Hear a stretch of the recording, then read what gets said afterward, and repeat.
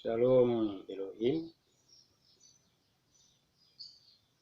selamat kita berjumpa kembali setelah sekian lama saya tidak muncul oleh karena berbagai kesibukan. Tetapi saya terdorong oleh Roh Kudus untuk terus melanjutkan sesi perenungan firman ini karena ini adalah bagian dari kehidupan kita. Namun sebelumnya, mari kita bersyukur. Segala puji syukur, hormat, kemuliaan hanya bagi Yesus Kristus, Tuhan, penguasa semesta, penguasa surga, yang terus menyuplai kami dengan kehidupan-Mu, sehingga hingga pada detik ini kami boleh ada sebagaimana adanya, semuanya oleh karena anugerah. Terima kasih Bapa. Kami akan melanjutkan sesi perenungan firman-Mu. Tolong kami oleh Roh-Mu, sehingga kami dapat mengerti kehendak-Mu, memahami, dan dapat melakukannya dalam setiap kehidupan kami. Dalam nama Tuhan Yesus Kristus, firman yang hidup, kami bersyukur, sambut firman. Haleluya. Amin. Pada sesi kali ini kita sudah berada di kitab Kolose pasal 3. Kolose pasal 3 dengan judul hubungan antara anggota-anggota rumah tangga. Haleluya. Kolose pasal 3 18 sampai nanti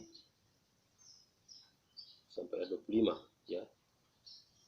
Kemudian dilanjutkan dengan pasal 4 ayat 1 sampai 6.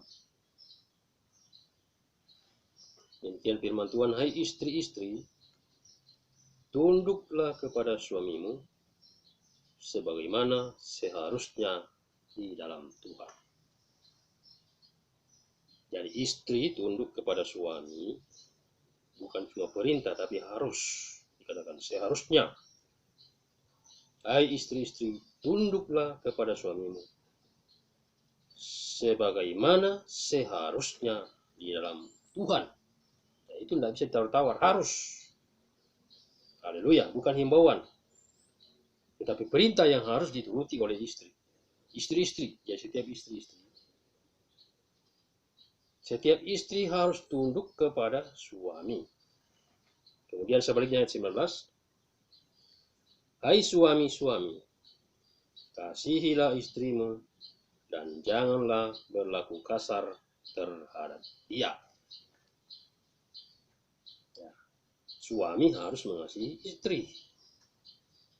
Dan dikatakan tidak boleh berlaku kasar. Kasar ini ada dalam dua hal. Kasar di dalam perkataan dan kasar dalam tindakan.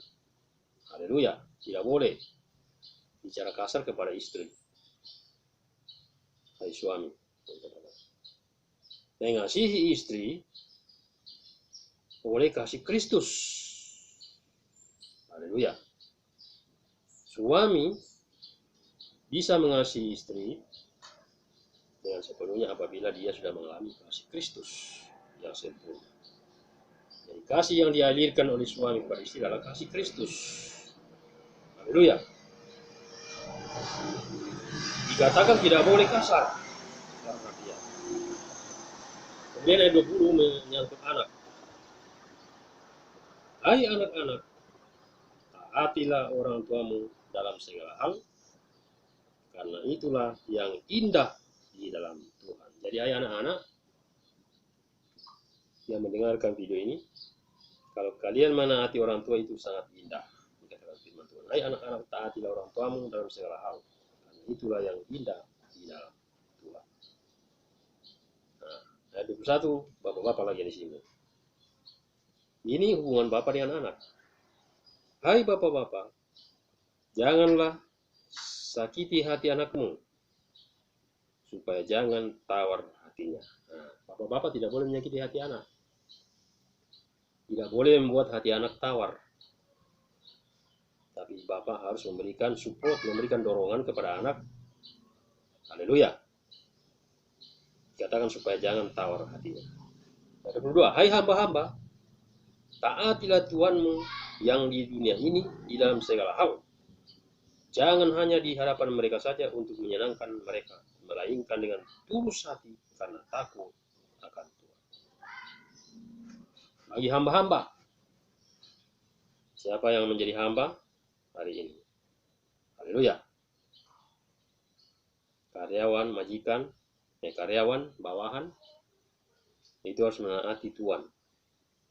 Bos, haleluya. Dikatakan jangan hanya pada waktu di hadapan mereka saja, jangan bersifat munafik. Ya begitu.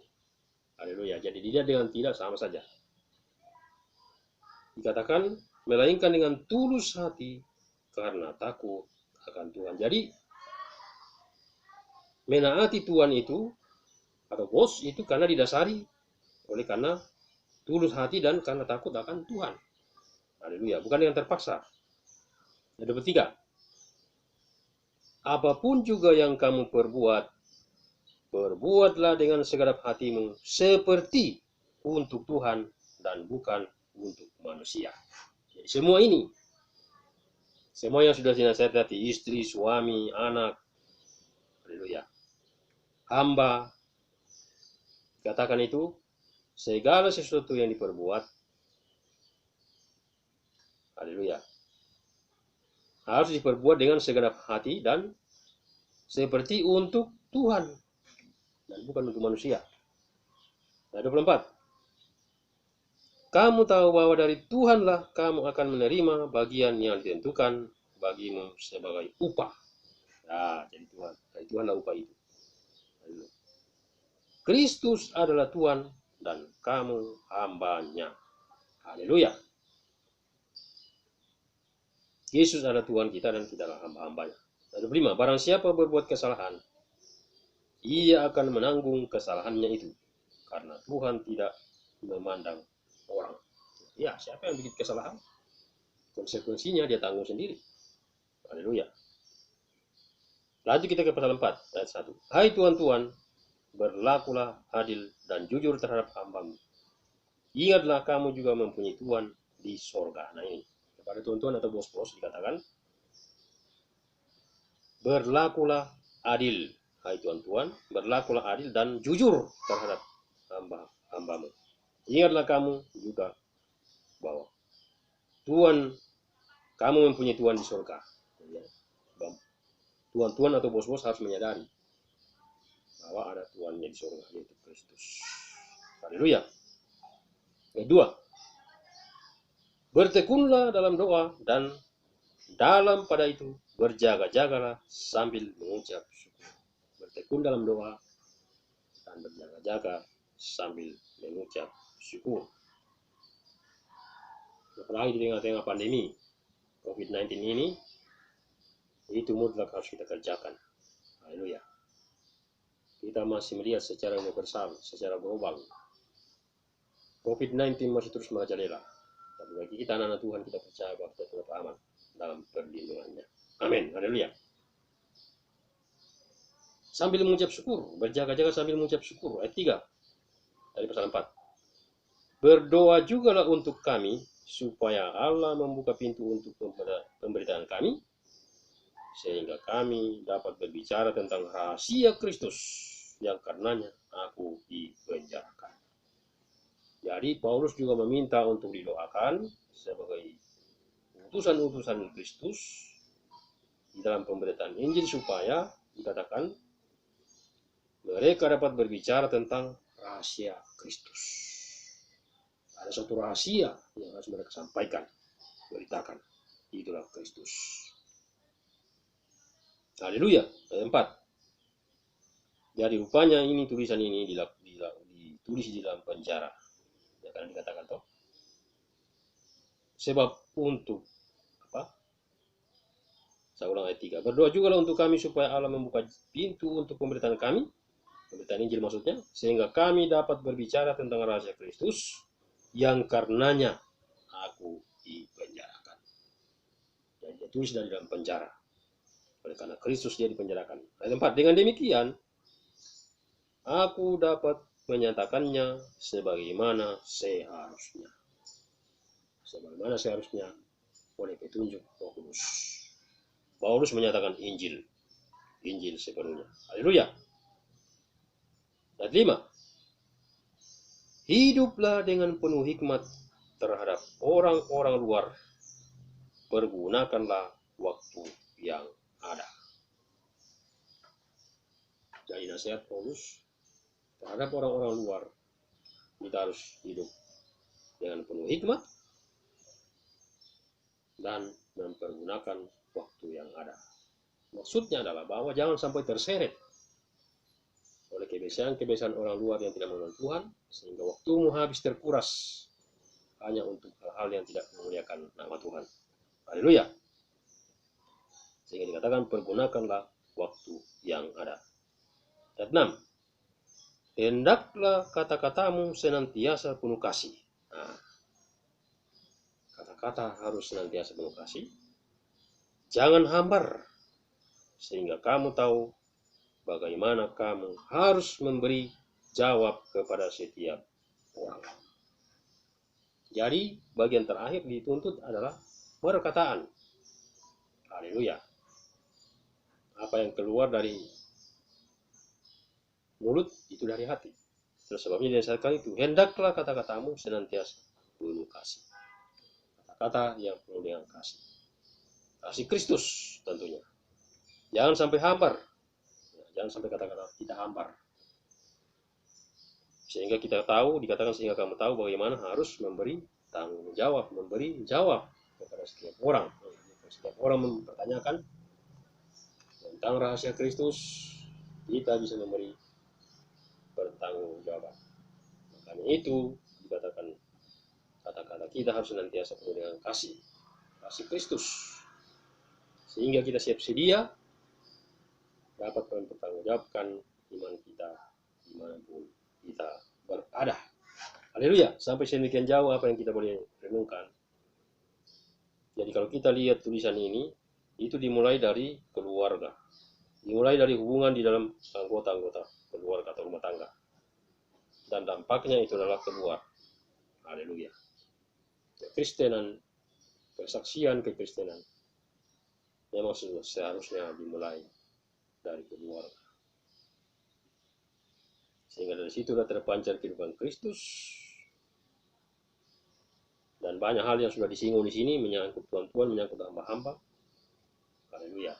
Semuanya disampaikan oleh Rasul Paulus di dalam kitab Kolose ini.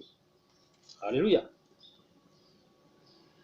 Nah, selanjutnya kita langsung saja kepada penutup dan salam. Supaya kita akhiri saja kitab Kolose ini. Penutup dan salam.